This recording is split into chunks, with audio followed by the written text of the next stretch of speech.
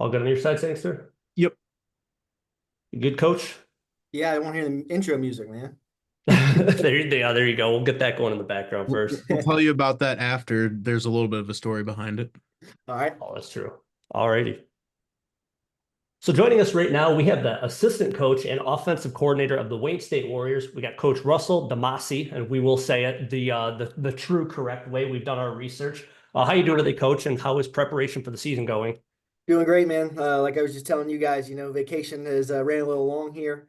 Got really everybody back in the office on Monday and, just cleaned up some things. I mean, honestly, we're prepared for camp when we leave in June for vacation. So right now it's just, those little details, just making sure our guys understand exactly what we're trying to do and, make this thing a little bit better than it was last year. For sure. Yeah, seeing a lot of the stuff go around on like one of the Facebook groups, or I don't know, one of the groups talking about how Saturday's kind of like the really like we're back at it. Like I know that's got to be really exciting for you. And you kind of alluded to what my second question here is going to be, which is, looking back last year, we want to build on that. But thinking back to last year just for a second, what are three of the things that you look back and say, like, we did that really well last year?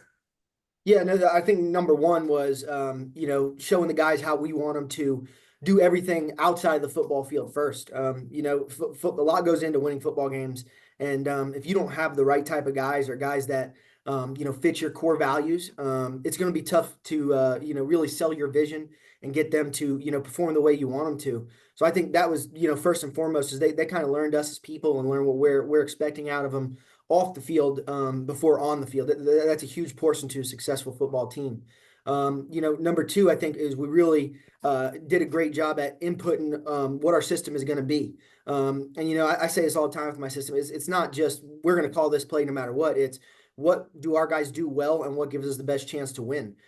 So we really got everything in. Obviously, might not have seen it all last fall because we might have not had the pieces of the personnel to run some of the type of things we want to. But really, after our first recruiting class, getting these guys in here, now they know everybody coming back knows what we expect of them on the field now.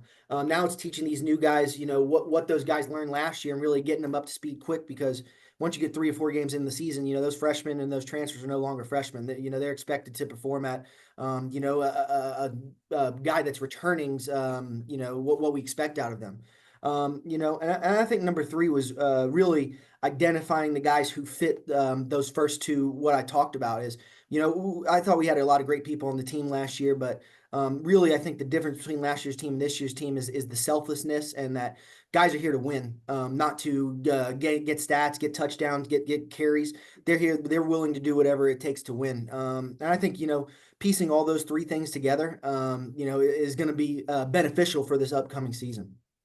I mean, that alone, like as we get this out on the Warrior House podcast for folks to listen, like that, hearing that alone for me, like kind of fires me up even more. Like obviously, a big change that we had going into last season, whole new staff, whole new everything.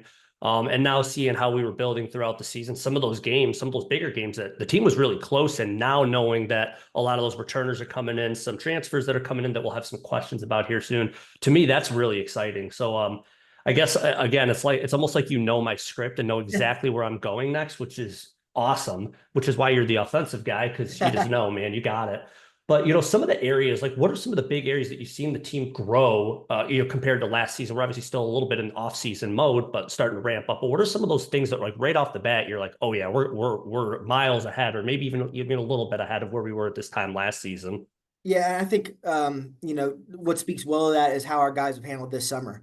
We were able to be with our guys a little bit in June, a couple hours a week, and kind of get them started into some things we might be changing or what we need to get better at. But really, we're with them all June. Don't really see them much in July. We have Zoom meetings with them. But the key that I took away is that there's been about 10 offensive meetings that have been player led, and honestly, it's been led by offensive linemen. We got a few returners there. I think that's where we've got the most snaps coming back. I think Jeff said it the other day. It was like 46 starts, which is pretty incredible for an offensive line. But man, we've got 8, 9 guys returning that we think can play on any down for us. And then I think we've recruited a couple transfers that can do the same. But really, to see those returners getting the young guys, the freshmen and the transfers in meetings, starting to learn what we do, and really them taking, and Coach Wheatley always says is he wants a player-led program, right? I think that's what I really started to see was players starting to lead other players and not waiting for coaches to say something.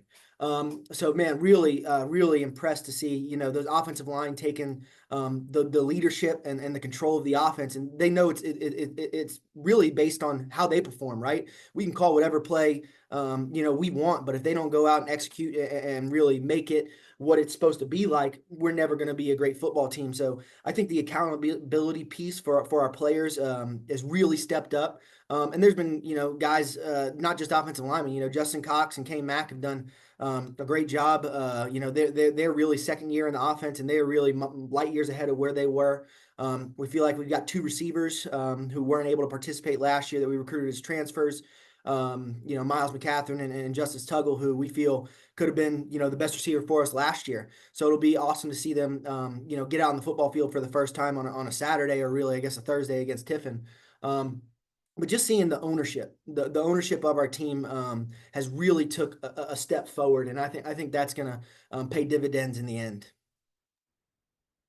Yeah, you talked a lot about the offensive line, how experienced they are, and just how driven they are. The flip side of that is a lot of the skill position guys. They're guys that either have been in the program but haven't seen the field yet, or they're real young guys, freshmen, redshirt freshmen. Uh, can you just talk about how big of an opportunity they have to get involved in this offense now?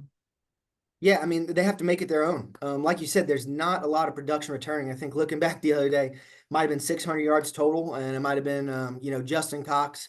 I think it was Sterling and Marco Singleton were the really only guys returning. Manny as well, Manny Harris, that have really stats. But it's an opportunity for them. That's the way I look at it. There's always going to be teams out there that don't have a lot of returning production, but that's not an excuse, right? That's not an excuse to underperform or not play to the best of your ability. So really, for me, I think it gives a great opportunity for everybody, right? There's not I wouldn't say there's a cemented starter at any skill position on the offense. Maybe Reba at tight end has really asserted himself as the guy that we can put in on any play, and he can run any concept, and he's gonna make sure everybody's on the same page. But other than that, man, I just look forward to seeing what guys, whether it be guys that have been here, or whether it be the transfers or freshmen that we brought in, because we feel like they're pretty talented, to see who steps up. And we always tell the guys we want to play the people that deserve to play. And I don't think that's just, a certain amount in each position.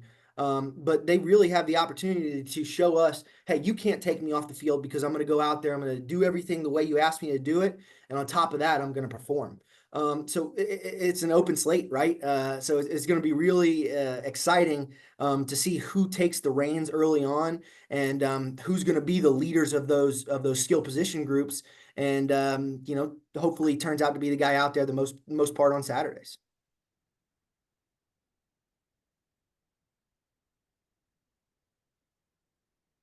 Yeah, I'm for sure looking forward to seeing some of those guys. I know you were talking about Miles McCatherine, Justin Cox. Looking at some incoming QB transfers, I know that all these guys, they're going to be battling for playing time. Mm-hmm. Can you talk a little bit about finding some of the guys that were transferring in? I know that College of DuPage, Chicago area, I believe, but looking at, we got a guy coming in from Utah, played in California. Looking at another guy played in Mississippi. How are you finding these guys that, maybe Wayne State isn't necessarily the first thing that would come to mind on their radar? Well, recruiting is all about connections. It's all about having a personal relationship with those guys that you build a relationship with them from day one when you offer them or you first start talking to them. But I think one unique thing Coach Wheatley brings to especially Wayne State is he's been around the block, right? He's worked in California, he's worked in Colorado, he's worked in Michigan, obviously. So I would say our head coach having those connections out of state is the first way we find these guys, right? Obviously, we want to find a majority of our team from within 4 hours or so that the family can come and watch and play. But you're really, you're not looking at just the area that you're in, right? You want to find the players that you think, not necessarily maybe the best players, but the players that fit the type of system you want to run, or what you want to do. So I think for us, man, we're really not focused on, we want to get the best players in Michigan, keep them in Toledo, the guys in Toledo and Akron here. But at the end of the day, we've got to, make a decision on who we think is going to come in here and be the best for our team. And to us, where you live or where you went to high school doesn't matter. If we've got a good relationship with you and we feel like you're about the right things, going to do the right things off the field as well as you can perform on the field, we're going to recruit you. And the good thing about Wayne State is that there's a heck of an amount of scholarships out there for guys out of state, especially guys with good GPAs. And I think that's what you'll find. The guys who recruited from out of state are high academic kids, so they're able to get in-state tuition at Wayne State. And once a kid gets in-state tuition, I mean, we can match pretty much anybody in the country. It's not super expensive, so I think that gives us a huge advantage in finding kids with good academics as well as they're good football players. That we have a chance to recruit them here at Wayne State. So I definitely chalk that up to definitely Coach Wheatley's relationships, but then about the staff building relationships with them once Coach Wheatley introduces them to us. So super excited to start to get into the Utahs and the Tennessees and the Alabamas in the future. Yeah, seeing a lot of the cross country stuff that's been going on. I mean, that's some next level stuff. I know it probably happens a lot more than I'm aware of, but like seeing a lot of these guys from across the country come to Wayne State, like one, it's really cool that we're reaching out far, trying to find, the best players, like you said, the ones that are about what we're about. But also like, we're reaching beyond talent pools that, maybe some of the other colleges, maybe in the GLIAC, maybe in the GMAC, right around the Midwest, like seeing that happening, that's really cool. And then seeing some of them pick Wayne State is like, that's always been surprising, or not surprising, that's the wrong word, but just amazing to be able to see that like there's that type of draw to get, like I said, guys from California, guys from Utah, guys from wherever else. So that's awesome. Yeah, no, we love it. Being able it just widens the pool of who you can recruit, right? So it's definitely I think is going to benefit us tremendously starting this year and hopefully on into the future. For sure. So you already mentioned Tiffin, and I will say from last season, I think the game at Slippery Rock was one of my favorite games I think I've ever been to for an away Wayne State game. One, it was just like there's this new look Wayne State football warriors in front of me. And also Slippery Rock was kind of just a really cool little town to really start out the season. Like it felt kind of unique in a way. And I kind of have a similar draw this year with Tiffin. So for you though, looking ahead to, some of the road games you have coming up, especially now being a year through the GLIAC slate, is there one specific road game that you're most excited for? Be it like, do you like the road trip up there? You like the location? It's just a team that you want to go and put your best foot forward. Like, is there that one game that you are kind of looking forward to at this point? Well, the cliche coach in me says, man, I'm looking forward to Tiffin, right? Because that's our first opportunity. And that's really, all I'm thinking about. But I think with, being new to Michigan, I think the trip I'm most excited about is Michigan Tech. And, to get up there and to see the country, obviously going to Northern Michigan last year was great. It was about 30 degrees colder in the middle of October there than it was here in Detroit. But I'm just Marquette, correct? Correct me if I'm wrong. Is that Yep. Marquette is Michigan Tech? Northern Michigan is Okay, Marquette. that's where we were. Yep. We were in Northern Michigan at Marquette. Yep. Okay, so the name of the city is slipping my mind, but I've just heard nothing but great things about that drive up there. Being up through the UP and being not seeing a house for 4 hours. So I'd say and I really do enjoy the long bus rides. I mean, I think it's a great opportunity for your team to bond, to create camaraderie. Those little short trips where you're only going an hour, there's not much time that you spend with the guys on the bus, but when you got to sit next to someone for 10 plus hours, man, at some time you're going to stop looking at the phone. You're going to start talking to the person next to you. So I would say definitely that trip, especially being, a GLIAC game, is going to be fun. They're going to be, uber talented. I think they returned the most starters in the GLIAC. I think it was like 20 out of 22. So they're going to be a heck of a test, and especially the first GLIAC game. So, should be a heck of a week. And, I don't know if I, should be throwing this out there, but my wife's expected to be due that week too. So hopefully it's going to be, we're going to get a couple of big wins that week. Yeah, that'd be a celebratory week. I'm with you. The trip up to Houghton, Michigan to go see Michigan Tech. I mean, that's always a nice little drive. We always, every single year, make the trip up to Northern Michigan or Michigan Tech. I think since like 2017, we've gone every year. Yeah. And how much farther? I know y'all came up to Marquette last year. How much farther of a trip do we actually have up to Houghton? A couple more hours? Yeah, about a couple more hours. Okay. Yeah. So it's one of those, you get to Marquette, it's like that last hour and a half, 2 hours is just, man, it's a slog. You got to get through it. Obviously, it's a little different. You're a passenger, but when you're driving, it's like, come on, we just got to get there. But dude, once you get there, Houghton is a beautiful city. I think it's made our GLIAC town power rankings as one of the top ones. Yeah. Y'all are going at a great time of year too. Early October is probably one of the better times for weather there as far as football weather goes, and everything they say about fall in northern Michigan is true up there. So Very happy it's our first GLIAC game. If it was yep, the last two, where it'd be the first 2 weeks in November, I'd be a little worried snowball. about getting up there on the bus. Yep. So looking, well, we were first GLIAC game, looking at the end of the season uh, coming up. What do you think would be the biggest achievement that would signify a truly successful year for your team, at least on your side of the ball? So maybe, maybe it's a certain stat line. It's having just a balanced offense, team record. Obviously, we all have a great team record, winning the turnover battle. What do you think would be your biggest achievement for these guys? Yeah, for me, I look at it a little holistically. For me, I want the offense to give us a shot to win in the fourth quarter and the last drive of the football game. Every game we play, I expect to win. That's just, the way I was brought up. It doesn't matter who you're going against. If you don't expect to win, you've already lost. For me, for our offense to give us a shot to win every single football game, we've got 11 chances to win the football game in the fourth quarter. I would view that as a step up, right? There's a few games last year when the fourth quarter, maybe 3-4 games where the other team had the backups in, and we were just fighting to stay alive.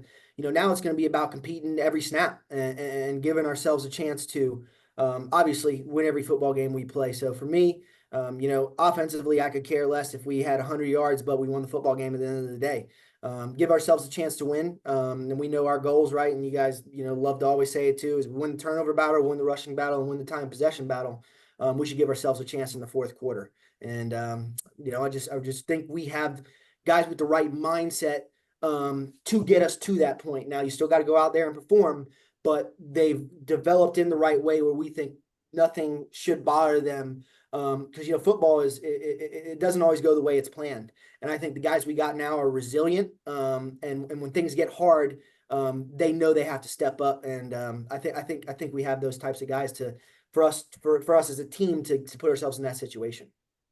Yeah, it certainly seems with, like I said, now going into the second season with the coaching staff, kind of really building what the culture is that Coach Wheatley, yourself, and the other coaches, coordinators, probably even down to the strength and conditioning guys, like all are kind of going in the same direction now. And I can say, like, I feel that from just, the little bit that I've seen, what I've heard over the off season leading out of last season. So I will say, like, I'm excited for the season. I'm pretty excited like you to get underway, get to it. Let's start playing some games and see what we can do.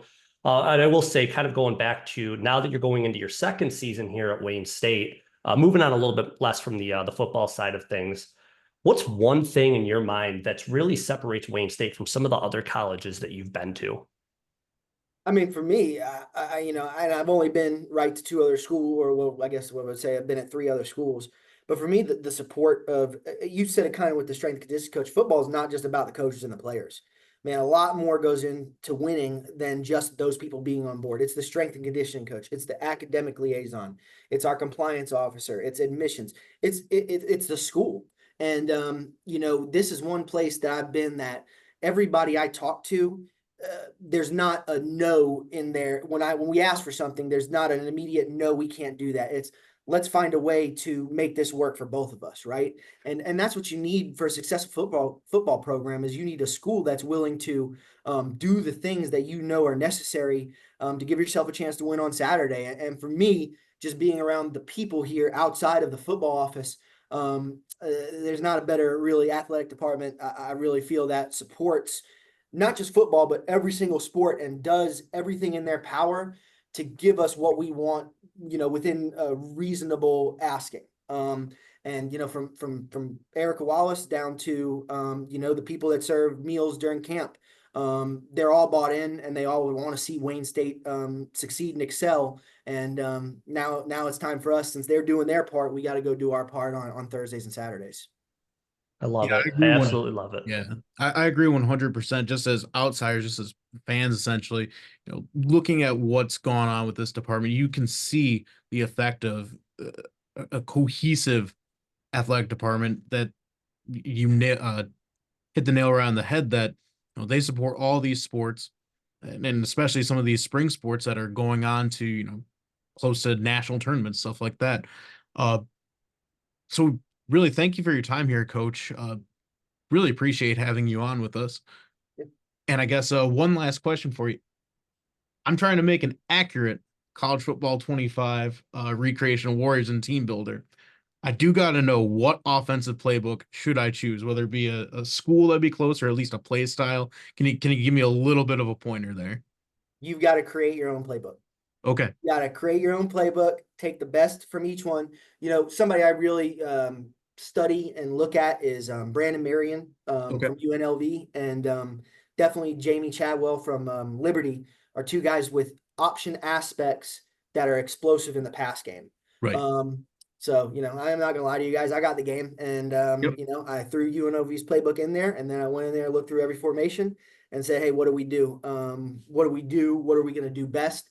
But I really truly feel like this is my first time as a college coordinator, and feeling like we can be more balanced, and the fact that when we call a pass play, we can execute that, and make because when you throw the ball, man, my old coach say this.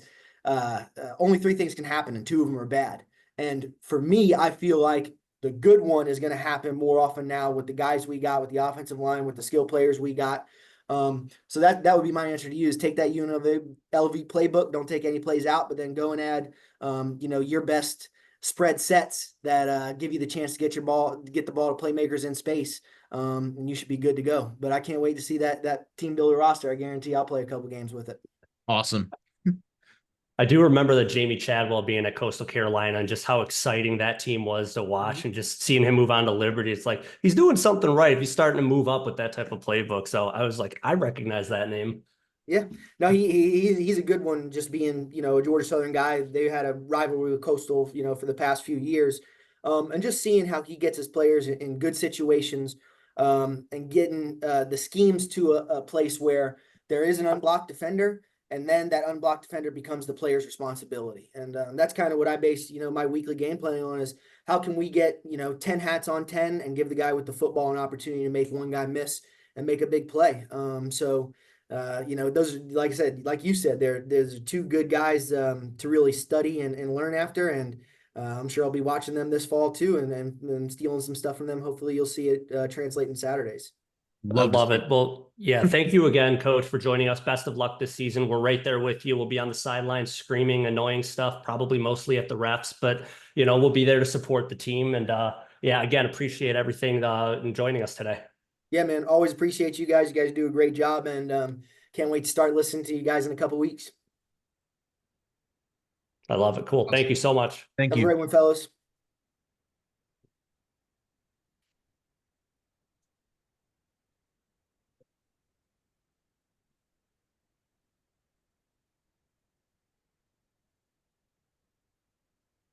Ryan, do you need me to do something? Oh, did you stop the recording? I can now. I was Oh, waiting yeah. on it. Yeah, we were kind of sitting here I was staring like, there's the fake sign off.